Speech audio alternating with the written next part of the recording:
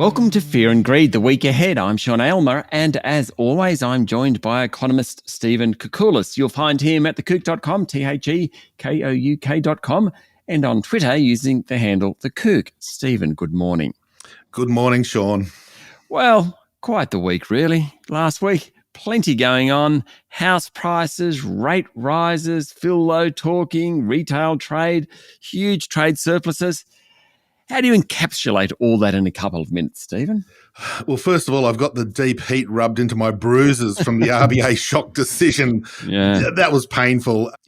And look, I think, and I'm not the Lone Ranger, so to some extent I'm comforted by not being the only one who missed it. But look, the Reserve Bank clearly has a bee in its bonnet about the inflation momentum. It's not yet convinced that it's done enough, obviously, to get the inflation rate back to target, in inverted commas, in a reasonable time. And so they've thought, well, even though there's evidence that the economy is slowing down, even though there's evidence that the unemployment rate will probably pick up, and importantly, inflation is falling, it's not falling fast enough. So they delivered that extra rate hike, so 375 basis points of hikes since May last year.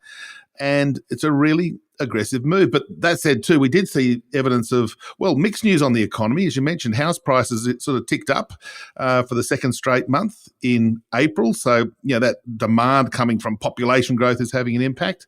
But in terms of the economy, the retail sales numbers were actually quite weak. They rose 0.4%, but if you adjust those numbers for inflation, you're probably getting retail sales going backwards in real terms. So mixed news on the economy, but the RBA, boy, they're really wanting to squeeze inflation out of the economy.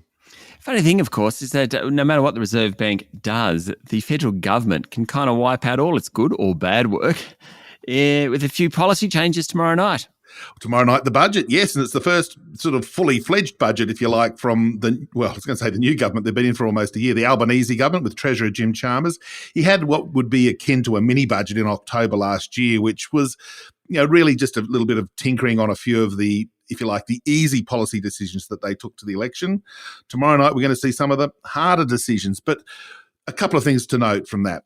The economy has been probably a little stronger than they were assuming in the October budget, and that means that revenue is going to be higher. Certainly commodity prices are higher, unemployment's lower than they were assuming, and these sorts of factors, of course, inflation's high, these sorts of factors will feed into a rivers of gold, I think it's called, in terms of revenue flowing into the Treasury coffers. So we're going to get something tomorrow night remarkably close to a balanced budget. I'm not quite prepared to say we're going to have a surplus, but boy, it'll be close. Amid that, they're going to implement a whole range of policies. Many of those have been sort of leaked out to the media in the last week or two, or even before that. The childcare payments, maybe an adjustment to people over 55 in terms of job seeker payments, little bits and pieces on other parts of the economy. We know the defence spending is going to be rearranged, cuts in some areas, but obviously a boost in other areas. So there's probably going to be a million and one things to look at, as there is every budget. And even on the night, we won't be exactly sure what's in there because there's thousands of pages of documents. What about, we talk about a budget surplus, and a couple of questions in that.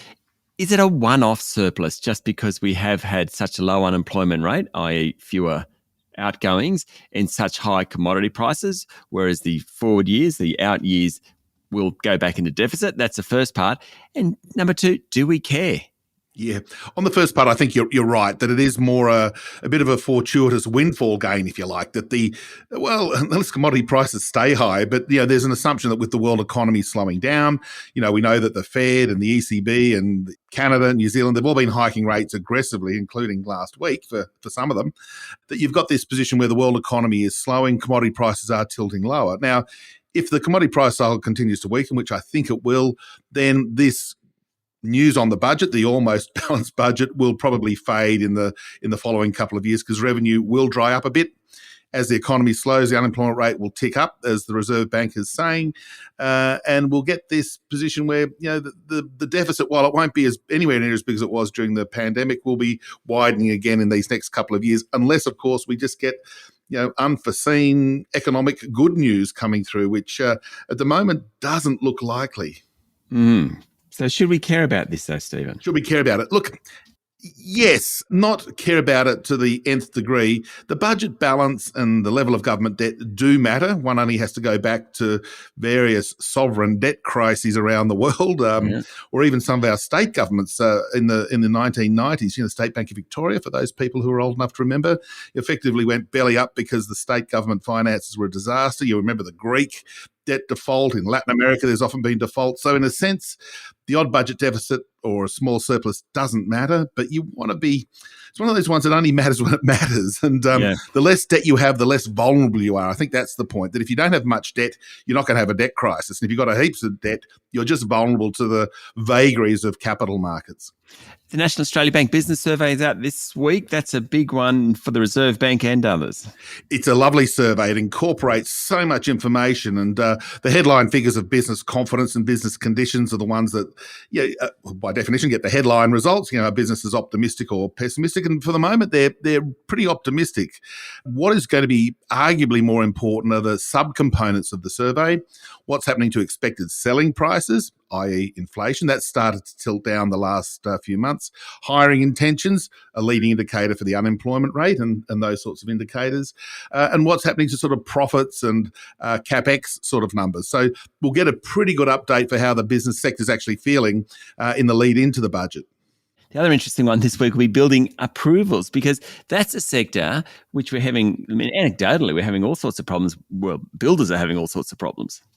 It's yes, they're folding. They've been hit by, a triple whammy: very high input costs, from the high inflation rate we've seen around the world, a shortage of tradespeople, so that labour shortage has also compounded the difficulty of actually building the property, and of course, the housing downturn that we've had. The interest rate hikes have impacted housing more generally, both in terms of prices until recently and actual activity. So new building approvals had fallen around 50%, goodness, from their peak level in the middle of 2022.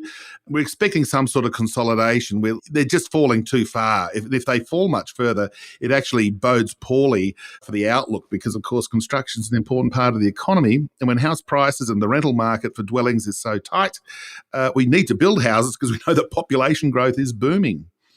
Stephen, you're going to have a great week. We're going to talk again on early Wednesday morning after the budget. Do you sleep Tuesday night? No, and this year I'm not going to the lockup tomorrow night. I'll be sitting dutifully by my desk waiting for the 7:30 release of the budget papers. I'll have goodness knows how many windows open as I scour through them.